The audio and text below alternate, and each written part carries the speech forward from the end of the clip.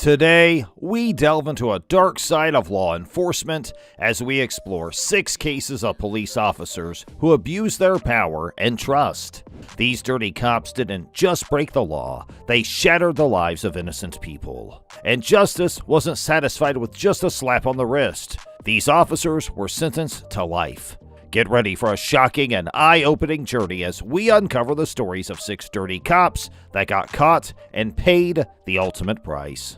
As a defendant, a former Winter Haven police officer appeared in a Bartow courtroom.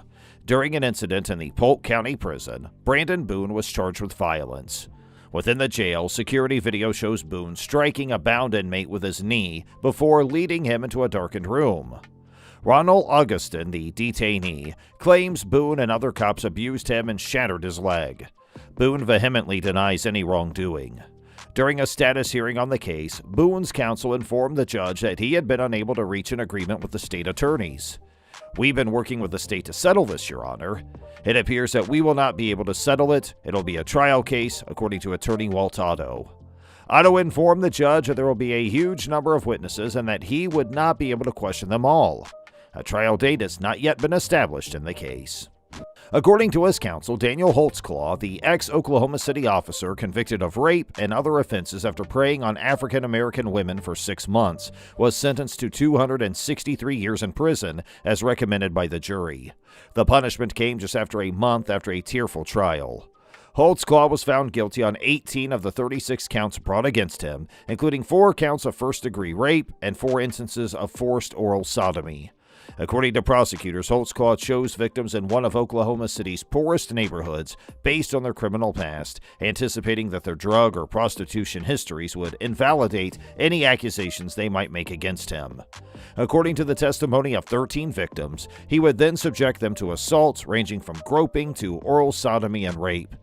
Holtzclaw surrendered his right to testify since his father is a police captain on another force. 2 of those ladies spoke to the media about their experiences being forced to perform various actions by a serial rapist with a badge who was supposed to protect and serve them. Attorney Benjamin Crump, who represented Trayvon Martin and Michael Brown's families, has blasted the media asking, "Where is the public outcry for their justice?"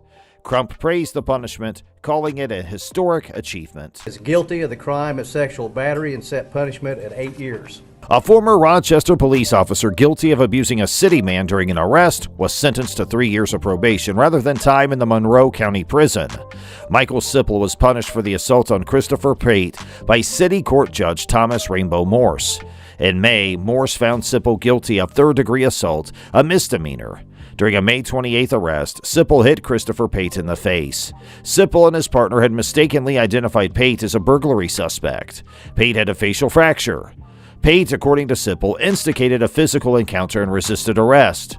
Morse explained in detail why he felt Sippel's use of physical force was excessive for approximately 90 minutes before issuing the sentence. "You should have been more reserved that day," Morse said to Sippel, but the court also discussed the impact of post-traumatic stress disorder and how it confused the behavior of both Mr. Pate and Officer Sippel on the day of their confrontation. The moment you took that yellow taser out of its holster, you were way beyond in the court's view. I am placing you on probation for a period of 3 years. Former Edison police officer Michael Dotro scratched his neck and forehead before being sentenced to 20 years in state prison for setting fire to the home of a higher officer while the police captain and his family were sleeping inside. He made no apologies to the family of Captain Mark Anderko, who had to evacuate the burning house, no apologies to the witness he interfered with, and no apologies to the other policemen who lost their careers as a result of their cooperation with him. Dotro, who must spend 17 years before being eligible for parole, remained silent in the courtroom as Middlesex County Prosecutor Andrew Carey, Edison Police Chief Thomas Bryan, Anderko and his wife watched. The sentence was reached as part of a plea deal with Assistant Prosecutor Russell Curley and pertains to the offenses committed by Dotro over a 5-year period. Yes, he's caused very specific damage to Captain Anderko and his family, but what he's really done and what we're going to be left with after he's walking out the door is allow people a basis to say In an Ohio prison, the uncle of a woman slain by her husband hurled obscenities as the killer was sentenced to life in prison. In August 2011, William Dembie Jr. was convicted of stabbing Holly, age 33, to death and shoving her out of a window at their house. One of Holly's relatives had to be held and escorted from the courtroom as the 45-year-old was sentenced. "You slashed her throat twice. You cut her 8 times, Leslie Gregg yelled. "You cold-blooded killer, I've had enough," while family and judicial personnel restrained him. Dembie made the remarks after accusing his mother-in-law, Cheryl Folds, of neglecting to adequately care for his and Holly's 7-year-old son.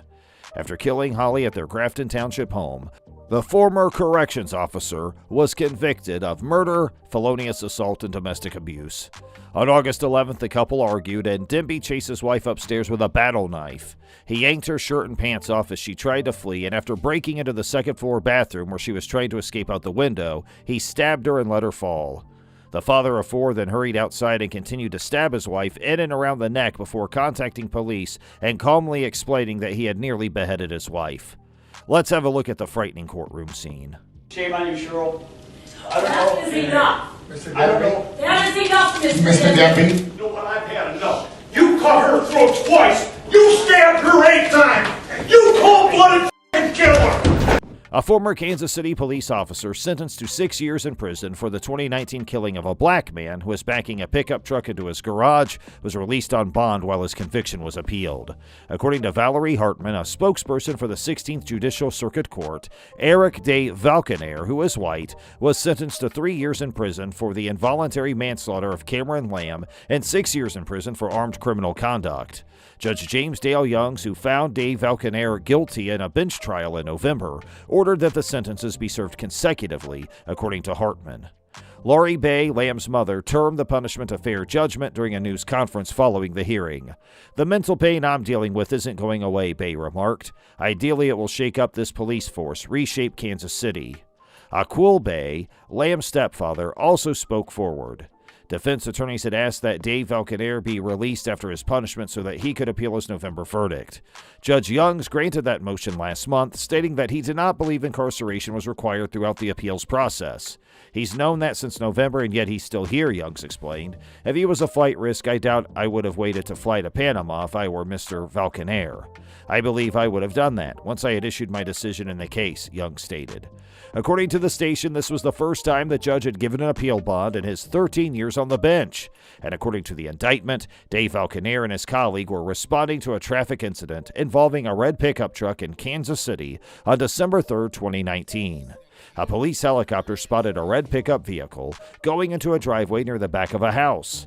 According to the indictment, the cops arrived at the home in plain clothes and wearing police department vests and entered the backyard without a lawful order and with their firearms drawn. Takes his left hand with the gun, and as he brings it along up and around the left-hand side of the steering wheel, my focus moves from that weapon to the center of his chest. DeValkenaere's partner was on Lamb's side of the truck and could see him when he arrived, and Lamb was slowly backing the pickup truck down a ramp into the basement garage. The cops tried to tell Lamb to stop, but it's unclear whether he heard them, according to the indictment. DeValkenaere claimed that he saw Lamb's left hand reach for a gun and pointed at his partner, so he fired 4 shots at him. "No, this can't happen," I recall thinking. "I cannot allow this to happen." On the testimony stand during the trial, DeValkenaere stated. Thank you for watching this video on 6 dirty cops that got caught and sentenced to life. And if you enjoyed it, please consider subscribing to our channel and hitting the like button to stay up to date with all of our latest content.